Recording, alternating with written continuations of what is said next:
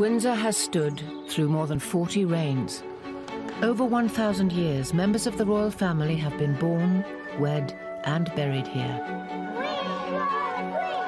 No monarch has been more devoted to the castle than the Queen. Windsor is the fixed point in her year. Just as the castle offers security and familiarity, so does Windsor's extraordinary calendar of events. From the sacred... Good luck to her. I hope she finishes second. We're racing. ...to the less sacred. For the first time, cameras have been allowed to follow all the Windsor seasons, the time-honoured public ceremonies. Sun beating on your head, sweating, really hard. And the private family occasions. It's quite a large group, isn't it? We are a bit lost. Yes, we are a little bit lost. Beyond the tourist trail and the public gaze, the Windsor calendar also governs the lives of those who live and work here, the people who make it all happen. OK, come on, Philsop, we haven't got time. There you are. This is the place the House of Windsor calls home, and these are the rituals and events which form the framework of the royal year.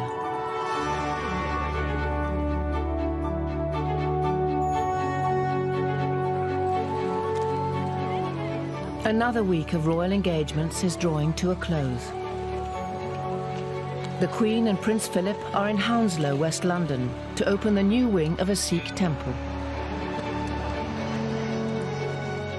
From here, they'll travel to Windsor for the weekend, just as they do on most weekends of the year. The 300 staff are always well prepared for the Queen's homecoming. Just got to check it out so there's no rips in it. As ever, Flagman Tony Martin is ready to herald her arrival. It's an interesting job, and there's not a lot of people can say they're the flagman for Her Majesty. I met the Queen when we got our Christmas presents, and I actually tell her, she said, "Oh, you're the flagman, are you?" So she knows who I am. Some of the conditions have been really bad. Force 10 gales, rain, snow, ice, get all the weathers. Whatever the weather, Tony will stay at his post until the Queen is through the gates. Hello there, it's Tony again, down the flag. Any updates? All right.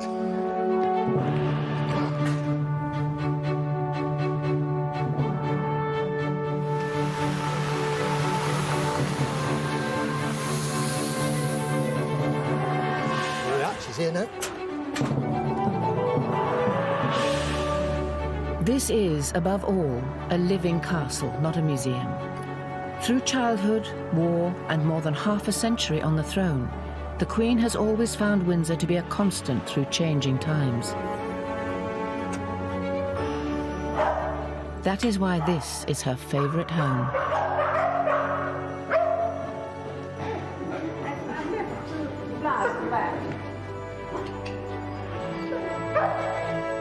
It's nice having the boss back. It is home to her. Every generation continues to have its own ideas about the place, not least Prince Philip.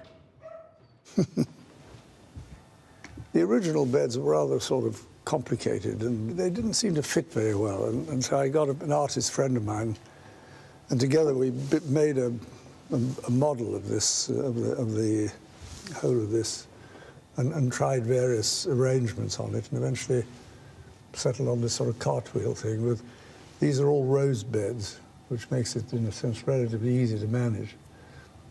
And different colours, but they sort of match each other. And then they built a pergola there because there's the orangery, which was unused, it made a swimming pool in it. We used to have Christmas here. It was very popular with all the young. It still gets used. You ever use it yourself, sir? Yes, I use it, yeah. Easter, and Windsor's royal year begins in earnest. Most of the Queen's family gather to spend the long weekend together and attend Easter Sunday service at St George's Chapel. Windsor's royal cycle begins once again. In our early years, the whole of the year was dominated by school holidays. So in practice, what we did was he came here for the Easter holidays, and we still do. In many ways, it works quite well because our children, knowing the routine, tend to come back for holidays, and the grandchildren get brought with them. And so it forms a nice kind of annual structure. For the next few weeks, by tradition, the Queen will conduct all her daily official engagements not from London, but from Windsor, during what is known as Easter Court.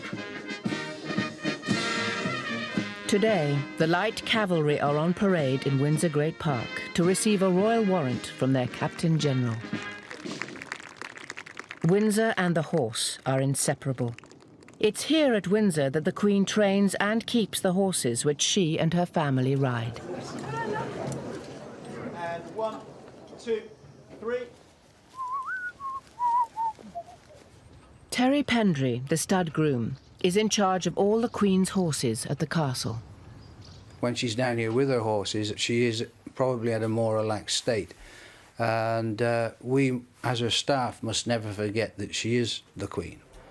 And the right terminology is Your Majesty, and that's how we greet her in the mornings. Good morning, Your Majesty. Thereafter, we call her Mom. Whenever the Queen rides here, Terry is never far from her side. Nothing goes on in his world without it reaching the highest level in the land. Right through to conception, right through to retirement, Her Majesty knows every single one of her horses and ponies. Not only does she know her parents, but their grandparents and their great-great-grandparents. And she leaves no stone unturned. She names all her own horses and ponies herself and takes a great deal of interest in every single one of them. By early June, the Windsor seasons are moving on. No castle ritual is more colourful or ancient than Garter Day. The castle must be at its decorative best. It was at Windsor in 1348 that Edward III appointed 24 of his most trusted supporters to be Knights of the Garter, so named after the blue ribbon which went with the honour. Monarchs have been appointing Garter Knights, never more than 24 at any time, ever since. To this day, every knight or lady of the Garter in history is recorded by a coat of arms in Windsor's greatest chamber, St George's Hall. And every Garter Day, the Queen and her own 24 hand-picked knights will take part in a velvet-robed procession.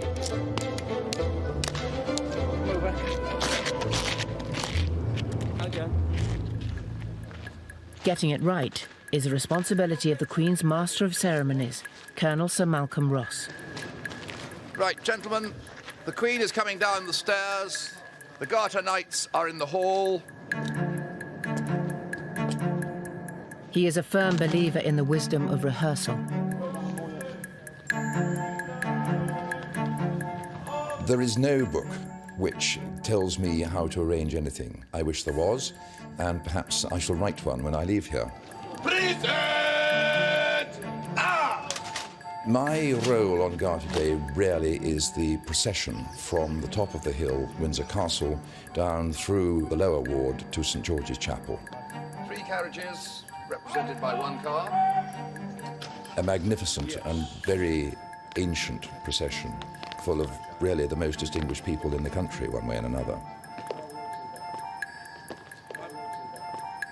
There you are.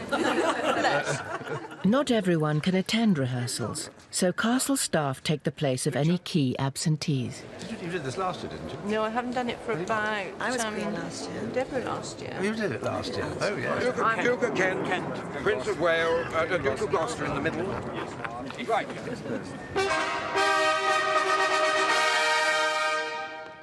No role is more prized than being Queen for the day. This year, the honour goes to Chapter Secretary Letty Jones, soon to retire after 30 years' service. When you are singing the national anthem, if you don't by now know the second verse, then please learn it. So, Royal Family, you could move, please, away. You've gone back for tea now, Letty. Yes? So we've got the carriages that have come up. There'll be a number of Black Daimlers. While Sir Malcolm must ensure that the Garter procession is faultless, Garrison Sergeant Major Billy Mott is responsible for those who will guard Keep it. going. Go into the engine court. We'll be in there in a minute. We've got something in the region of 30 officers and 340 men, and that's with all contingents that are involved in the Garter service. That's a large number of men that may well not be 100% clear of what's required. OK, come on, drill shot. We haven't got time. So I demand 100% from each and every one of them men, and that means I've got to start throwing some small grenades to get them toeing the line so that they know what they're doing. The Military Knights of Windsor are a collection of distinguished old soldiers who lend dignity and symbolism to events at St George's Chapel throughout the year. Their principal task has always been to pray for the monarch and the Garter Knights. You'll see as you go some fairly considerable beams. General Sir Michael Hobbs is the governor of the Military Knights. His army career began at Windsor. My first job was as a sentry just outside Henry VIII Gate. In those days, the sentries were outside the gates. And little boys used to come along and place matches, you know, in between your fingers and then set light to them to see if you moved. So it was tough. The Military Knights live inside the castle walls in a terrace of narrow houses with as many flights of stairs as rooms. Up a series of hardwood log stairs, as it were. It's hardly ideal accommodation for retired officers, some in their 80s. When someone rings the doorbell and says, "Can you come and see me?" it is 79 steps down before I actually get to them. And worse still, if they then want to go to the office, it's another 79 steps up. Garter Day dawns. It's a spectacle which always draws huge crowds, even if it means a long wait in arduous heat. The household team, who move from royal residence to royal residence with the Queen, are preparing for the traditional Garter Day lunch in the Waterloo Chamber. We put the white wine, the red wine in all the tables with the water jugs, and the port, we put the port in every 2 stations. And the beers, we only put the beers on the Duke's table, right here, because it's only the Duke who's going to have one. Particular requirements are anticipated. Beer, not wine, for the Duke of Edinburgh. Olive oil rather than butter for Prince Charles. Equal care is taken with the flowers. Garter table, approximately about 19 displays are on that table, the little ones and the big ones. Garter's always the same time, so you really have to go with the flowers that are available. And as we're in the middle of, as I said, English summer flowers, that's the epitome of it. Afternoon, it's now striking 12 o'clock on the dot. The Order of the Garter is the senior British Order of Chivalry, and I suppose, therefore, is the senior Order of Chivalry in the world. You've lost your husband already? Where have you lost your husband? Good to see you. There he is, here he comes. The conqueror of Everest, Sir Edmund Hillary, ascends the grand staircase. Good morning, Sir Edmund. How are you? Very nice to see you again. Would you like to sign the book while we've got you spare for a moment? The Garter Knights are former politicians, national heroes, and long-serving representatives of the Crown. No one forgets the origins of the order. There's an enormous amount of tradition in it, and I think it's a great mistake to just deride tradition. I think tradition is quite important in a country. And of course, personally, it's a great honour because it's the Queen's own decision. It isn't like the honours list, which is done by the government and so on. It's but the Queen's own personal thing, so it's a great compliment. The Garter robes are brought out of storage. Each knight will process in a velvet mantle and cap with an intricate arrangement of heraldic emblems. Barely visible will be the garter itself, worn below the left knee, and inscribed with the motto, Honi soit qui mal y pense, shame on him who thinks evil of it. Jeremy Bagwell Purefoy prepares the regalia. They're Garter colours, most of which have just been valued at about £250,000 each. That is the badge of the Order of the Garter, which is St George, and is actually known as the Greater George. And this one's the Duke of Abercorn's, and that's actually the oldest one we've got, about 350 years old. The last batch to be made was made about 100 years ago. They made 5. In the lower part of the castle, the other band of knights are making sure their kit is faultless. Right, are you ready to put this on? Absolutely. Have you got your bonnet is here, is it? Bonnet is there, yeah. The military knights will lead the procession. On a hot day such as Garter Day, the middle of June, it can be very, very uncomfortable. We're in the uniform, I should think, somewhere between an hour and a half, 2 hours. You're all right, Peter. Stand still. Stand still. Okay. Then I'll adjust.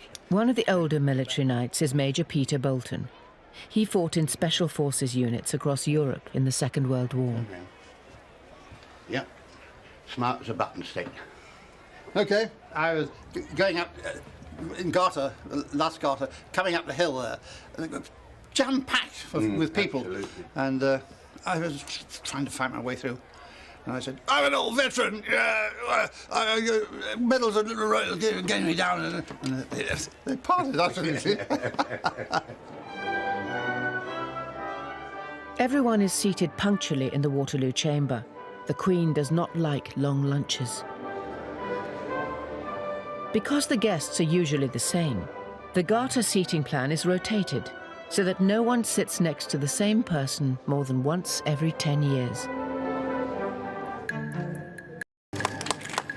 The 500 yards are taken at a slow pace, in deference not just to old age and the temperature, but the public's desire to get a good view of everything and everyone.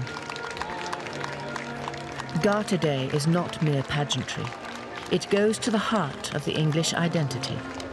When he founded the Order of the Garter here, Edward III chose St. George as its patron saint and renamed the chapel St. George's.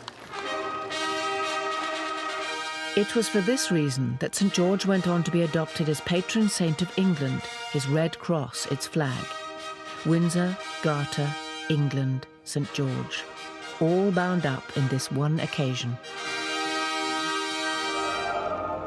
Another ritual in the royal cycle has been observed. 6.5 centuries after its foundation, the Order of the Garter has been honoured for another year. It's a nice piece of pageantry, which I think a lot of people enjoy. It looks, I mean, rationally, it's lunatic, but I mean, in practice, everybody enjoys it, I think. In 1711, Queen Anne established racing on the heath at Ascot, a village on the other side of Windsor Great Park. Nearly 3 centuries on, the 5 days of Royal Ascot attract well over 300,000 people each year.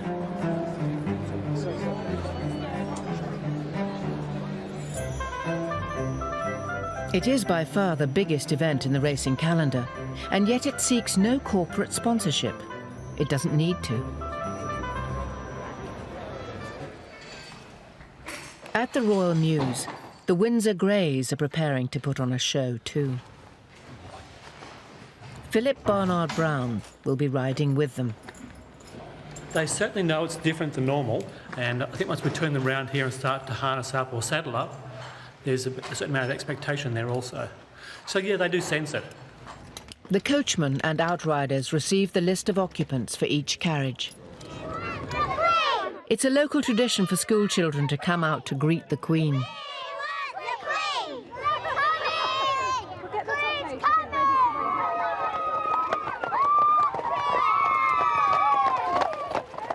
The carriages are filled with the royal family and the Queen's house guests, many of whom are staying for the entire week.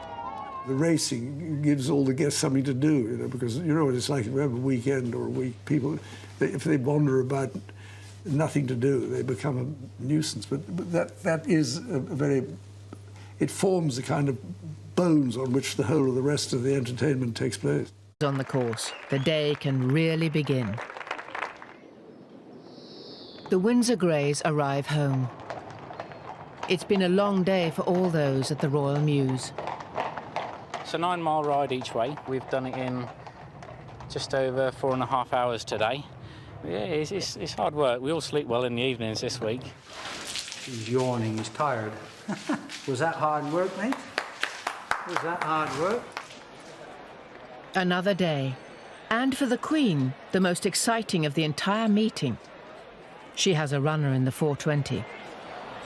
Having taken one last look at promotion, the Queen returns to the royal box.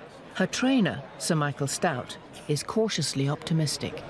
You know, we feel he's got a good chance here. Our slight concern is the ground, but she's well aware of that. You know, the Queen is a breeder. She's got a wonderful database of all her families, and she knows the score. He won on sort of good to soft ground last time and really enjoyed it. Does it put you under any pressure? Do you feel a little more nervous than you would any other race course? Well, we've done our best, and obviously it means so much, not just to her, but everyone else, that yes, it makes you a little bit more edgy, to be honest. Towards the turn now, and out in front is Tuning Fork on the inside of Yolandi. They're still falling in front of Red Fort, followed now by Promotion. Promotion on the outside moves up. Red Fort, though, has taken the lead. Red Fort has gone for home now. Promotion coming under pressure, followed by Blythe Knight, and further back is Bone Crusher, but Red Fort has skipped away. Second is Promotion. The gamble was foiled. Not quite the happy ending the crowd had hoped for. And how will Her Majesty have taken regarding that? I watched the race with her. Oh, totally realistic. She knew when they turned in we weren't going to win, but she was satisfied with the performance. Yeah. Duties! Turn! Stand! Easy! More sober rituals are being played out by the resident garrison who guard the Queen and her castle. By the left! Quick, march! For the next few weeks, it's the turn of the Irish Guards, recently returned from Iraq.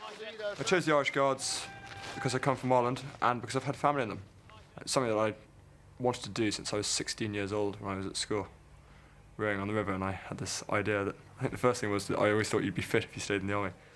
Captain Alex Cosby attended school just down the road from here, at Eton. Another local recruit from nearby Slough is Guardsman Mark Hanson. Left school, done nothing at school, like when I worked on Dad's fairground, like travelling all over the country. Fancy doing something better. The Guard itself is really very ceremonial. It's tradition. It's showing off the tradition of the army. It's a tourist attraction because everyone wants to see this thing that is famous. At the same time, we do have that function of protecting the monarch when she is in residence. It is a privilege and an honour to guard your monarch. Yep. Frontline security is a police affair, but the Guards do their bit too. Their 2-hour sentry shifts, known as stags, may be mind-numbing, but they're not without their perks. But when you're standing on sentry, women come up to you, they stand there like, and you look at them like that, and you think, oh.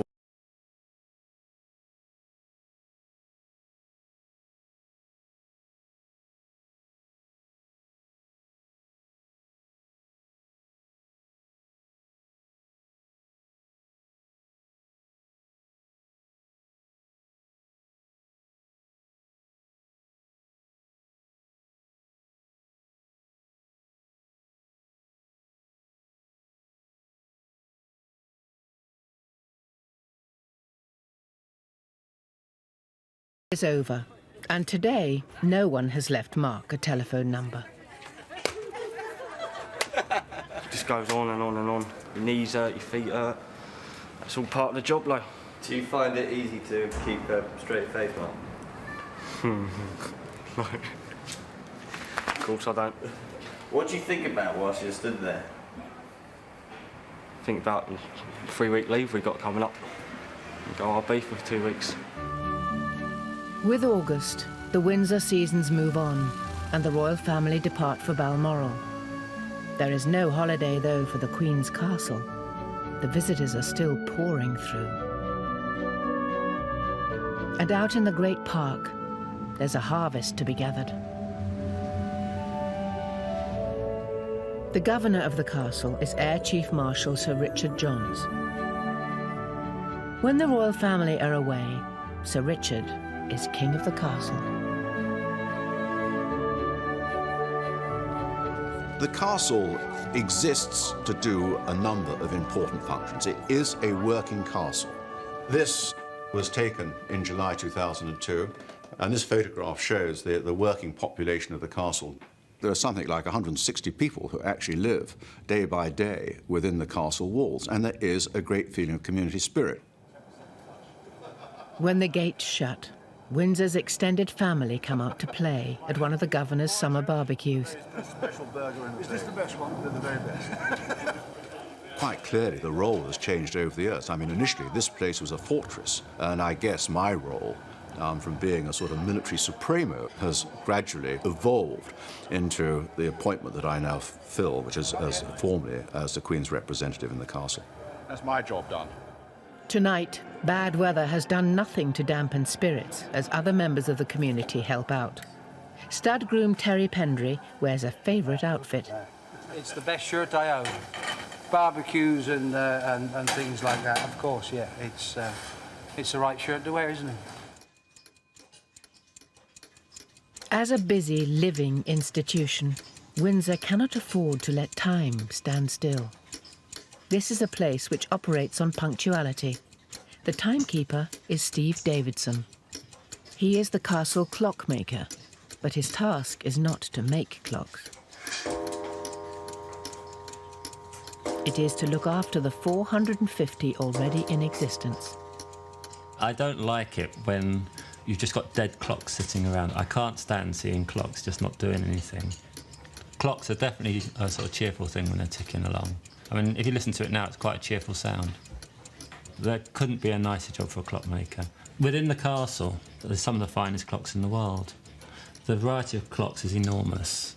I mean, I look after from very small clocks, which are really watches, up to a very, very large turret clock. I think I've got 7 turret clocks, and absolutely everything in between. Hello, Jim. How are you? Fine.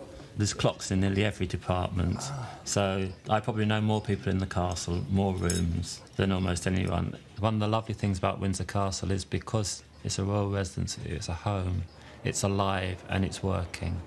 Everything in it works. And I can't imagine Windsor Castle any other way. Well, it's clock changing day. Autumn brings a monumental task. The clocks must go back an hour to mark the end of British summertime. Steve has to change every single one across the entire Windsor estate.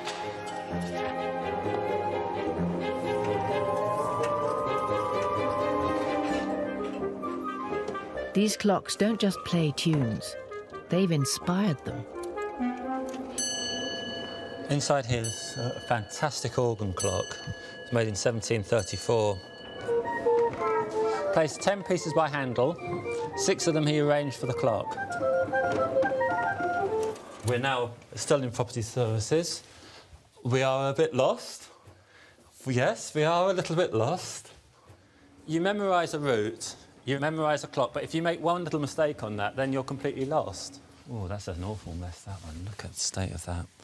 I can't always remember where this lot are. The Round Tower is the castle's inner sanctum, the last bastion in the event of a siege.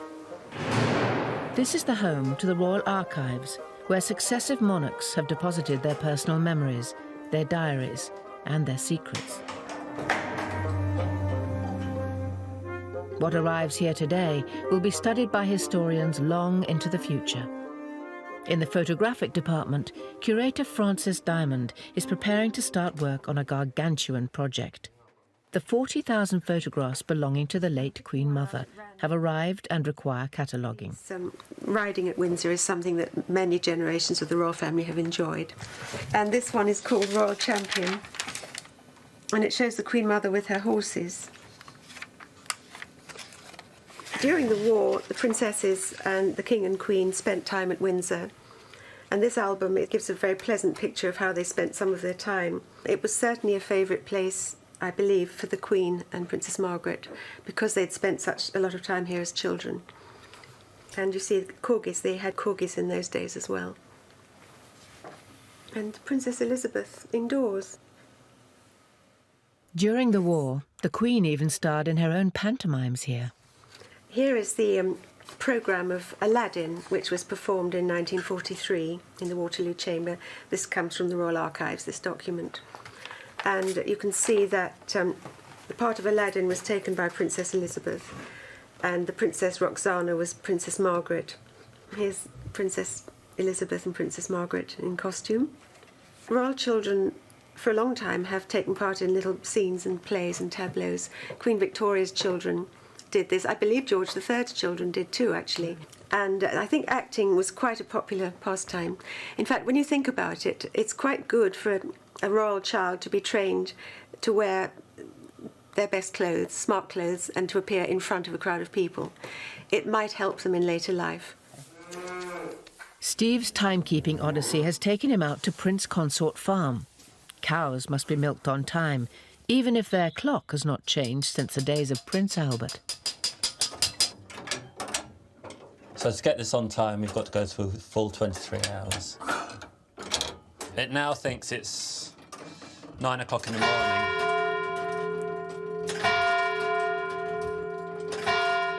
For most people, it's a little bit of a nuisance. They've just got to remember their clock. For me, it's a big nuisance. It takes me around about 16 hours to change all the clocks, and I work through the weekend. Well, this is all part of the castle. I tend to think of the home park as almost like the garden. Pulling over here.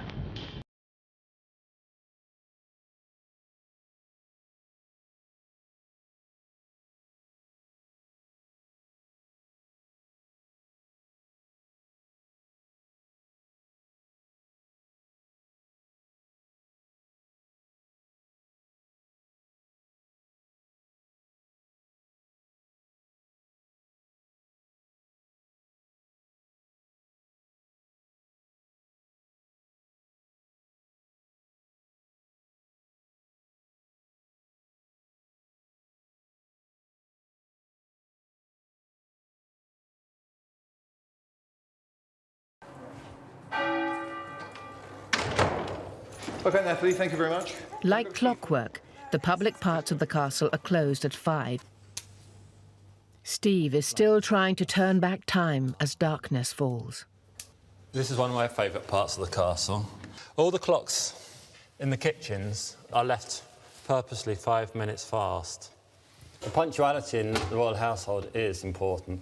When you've got, especially if you've got, say, a state visit or you have major functions going on, everything has to work like clockwork. And it's quite difficult when you're relying on clocks which are 200-300 years old.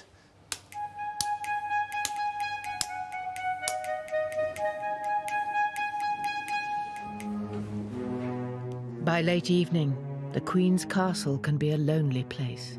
Beautiful French clock. I really like these large Boule ones.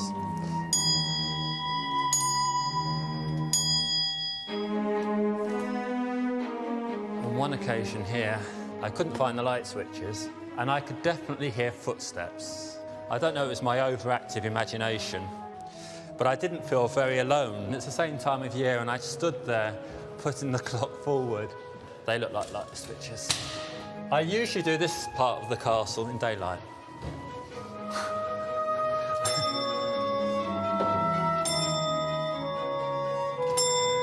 If you can imagine sort of standing here in the dark with just a little Magnalite torch, with your imagination running wild, feeling cold and sort of...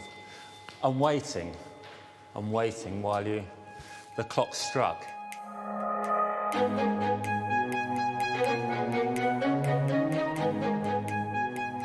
I normally work through, when I'm doing this, I normally work through to about 11:30. Aha, the lights. There you are, the great clock. This is the main turret clock for the quadrangle.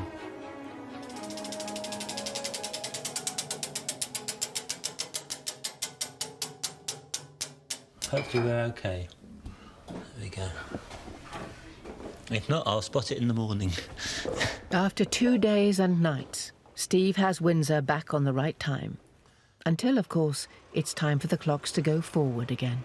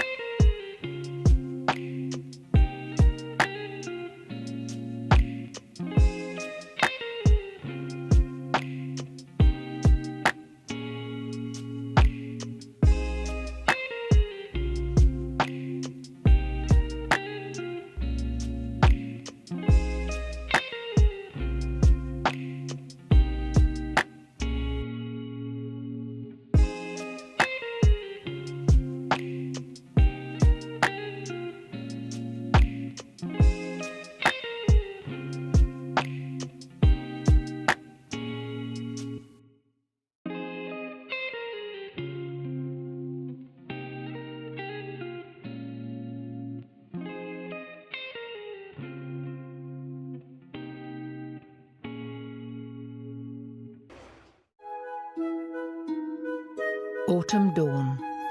Stud groom Terry Pendry always likes to beat the overnight Heathrow air traffic to the tranquility of the park. Beautiful morning, the sun's just starting to rise. I've had probably about another 10 minutes. Often this time of the morning you hear the dawn chorus. Depends which way the wind's blowing, but the dawn chorus this morning are the Branson birds and the British Airways migrating in from the Americas. This is the largest lived-in castle in the world. The rest of the world coming on those tin cans to see what we've got here, you know. Tradition and history. If you're on a horse like this first thing in the morning, while you're in church every day of the year, I mean, I've got Her Majesty's trees, they're my cathedral. I've got the best stained glass window in the world. It's right above me. There we go.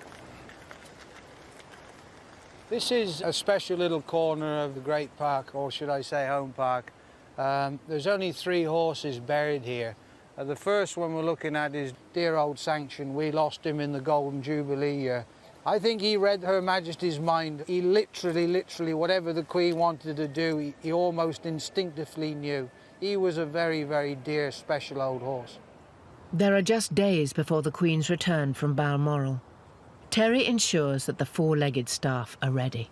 This coming weekend she'll be back, so yep, everything's tidied up, horses are prepared, ponies are prepared, ready for her when she arrives here on Friday.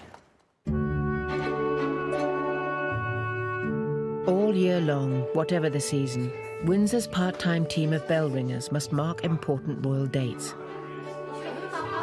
We hear that they appreciate our efforts, but they don't often come to see us actually ring, but they are around. Although it can sometimes be hard to remember some of them. We're ringing for one of the royal birthdays. Which one is it, Harry? Prince? We're ringing for Prince Henry. It's Prince Harry, isn't he? No, his real name is Prince Henry. Oh, yeah. Look 2, trouble going. Gone.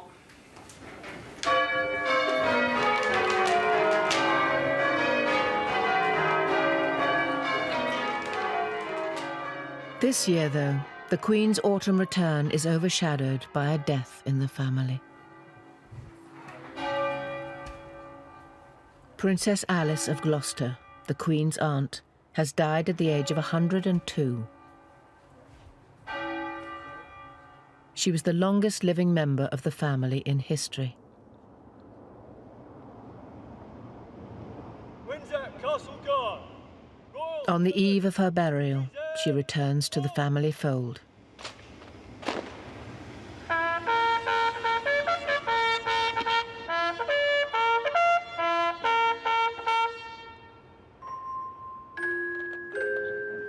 The House of Windsor gathers en masse at St. George's Chapel.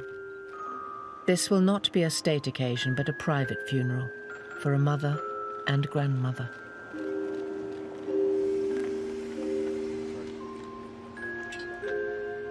She was a favourite aunt of the Queen.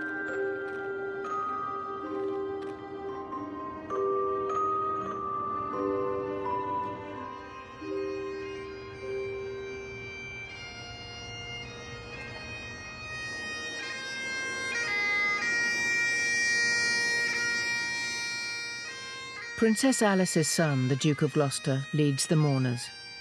A bearer party from the King's own Scottish borderers carry their former Colonel-in-Chief.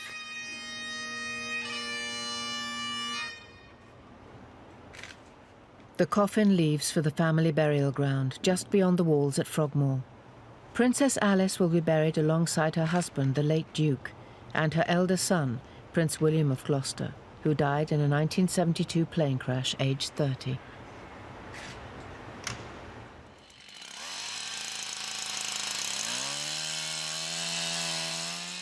December in the Great Park. It is time to gather the great Christmas tree. This one will take pride of place in the state apartments.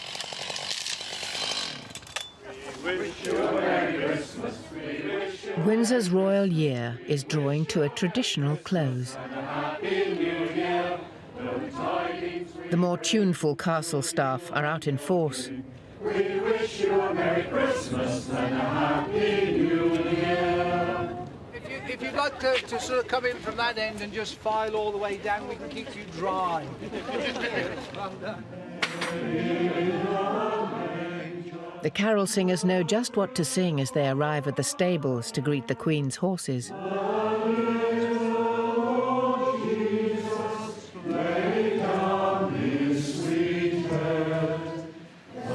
This is the second year that we've done this with the horses. Last year was quite a success, so it's grown from that.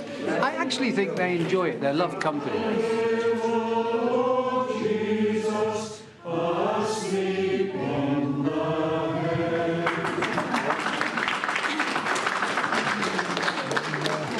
It's just for our little community. It's kind of the end of the season, ready to start the new one. Thank you very much. Stud groom Terry Pendry refuels the singers and sets them on their way. Someone else is expecting them.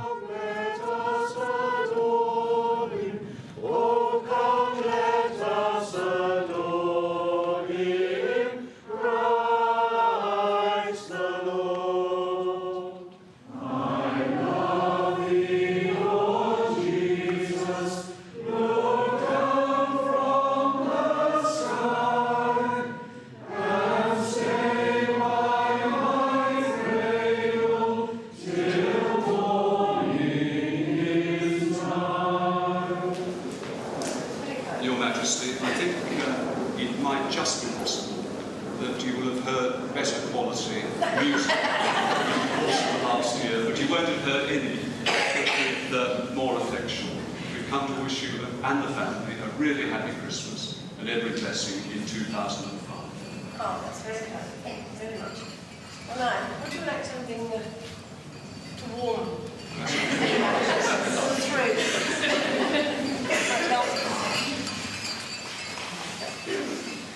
Actually, I thought that last time might have some kind of effect on the weather. When you see the weather forecast snow. It's quite a large group, isn't it? Very good. This is another ritual, another of life's anchors for the Queen and her castle. It makes a great difference to the way in which Windsor evolves if you've got people living in it as occupiers, because there's a coherent community kind of sensation. So it makes a very, I think, organic system. And I think that's what gives it its attraction and its strength. It's a hierarchy. It's a living organism inhabiting this ancient establishment.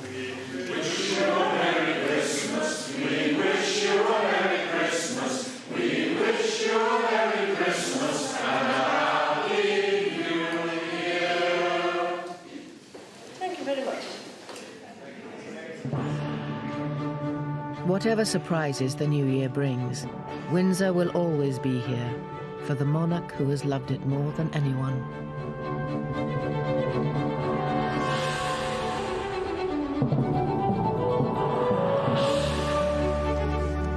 This used to be arable all through here, so we decided to put it back to a deer park. Well, it's the Queen's back garden, isn't it? It's a very, very special venue.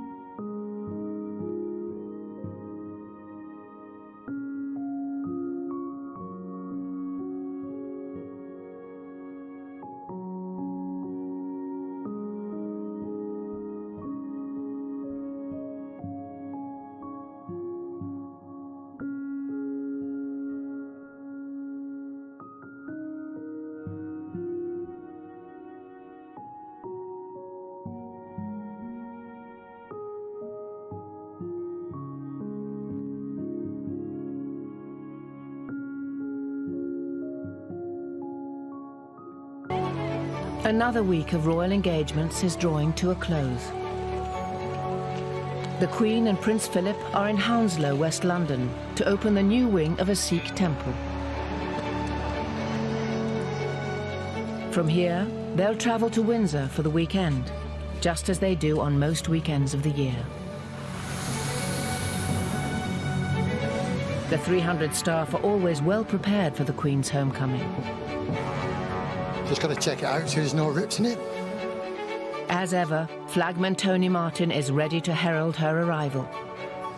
It's an interesting job, and there's not a lot of people can say they're the flagman for Her Majesty. I met the Queen when we got our Christmas presents, and I actually tell her, she said, "Oh, you're the flagman, are you?" So she knows who I am. Some of the conditions have been really bad. Force 10 gales, rain, snow, ice, get all the weathers. Whatever the weather, Tony will stay at his post until the Queen is through the gates. Hello there, it's Tony again, down the flag. Any updates? All right.